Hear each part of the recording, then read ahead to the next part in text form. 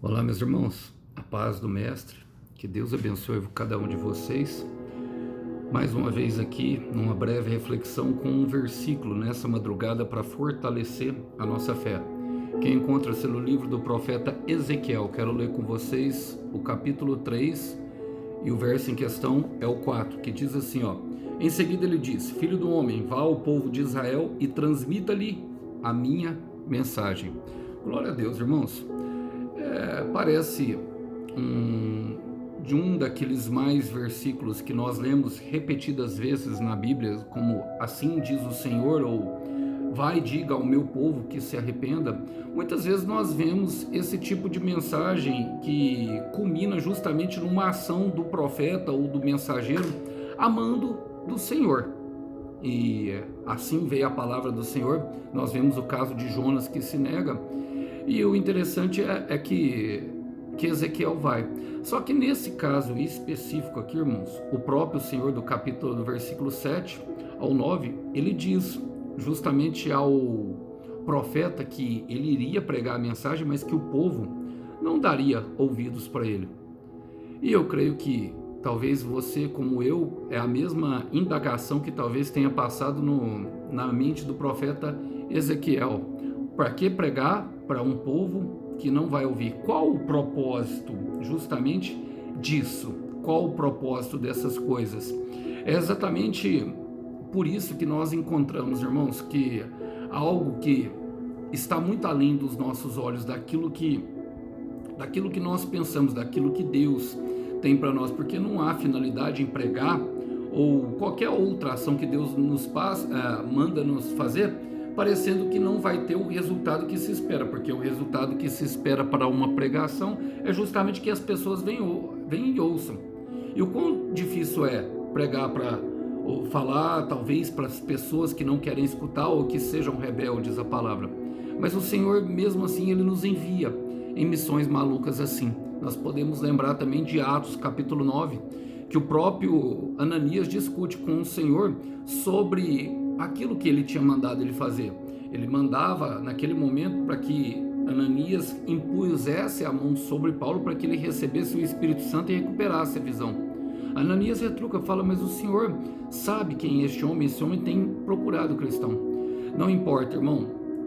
Olha, muitas vezes o Senhor colocará à prova o mensageiro, a pessoa que tem uma promessa, a pessoa que tem um chamado, justamente para ver se nós temos coragem para cumprir a tarefa, independente da adversidade que é colocada.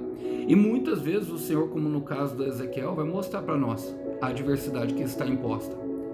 No caso de Jeremias e de Ezequiel, ele fala: eu endurecerei a sua face para que você possa resistir. E muitas vezes será assim, irmão. O coração do profeta, para vencer, não pode ter temor, e sim temor a Deus, não temor aos homens, e sim temor a Deus, porque importa muito mais obedecer a Deus do que temer aos homens.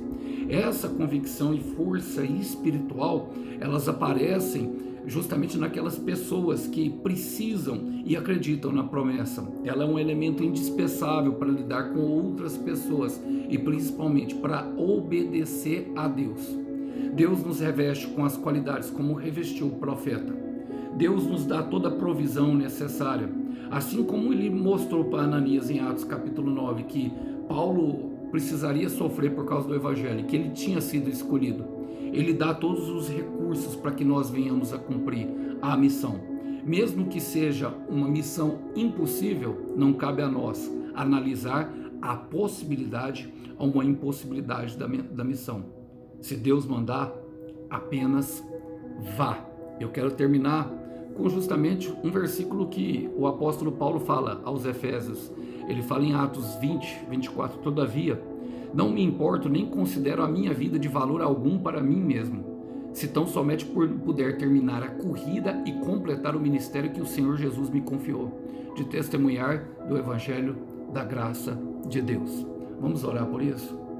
Senhor, queremos colocar diante do Senhor todo o nosso chamado e toda a expectativa, ó Pai, de dar certo ou não. Não cabe a nós o resultado, cabe a nós, Pai, simplesmente confiar naquilo que o Senhor está fazendo em nós e através de nós. As pessoas, as conversões, os frutos, é resultado de nós termos uma vida com o Senhor. Senhor Jesus, ajuda-nos a frutificar, mas principalmente ajuda-nos a obedecer e principalmente a ficar perto, a guardar os teus mandamentos. Mesmo que para isso a impossibilidade seja demonstrada pelo próprio Senhor, leva-nos além, equipa-nos com grande tenacidade, todos os homens e todas as mulheres de Deus, para que eles possam viver verdadeiramente promessas e viver pela obediência ao Senhor. É o que nós pedimos e oramos em nome do Senhor Jesus. Irmão, irmã, lembre-se sempre, a obediência é a chave da vitória. Que Deus abençoe os irmãos, a paz do Mestre, até uma próxima. Tchau, tchau.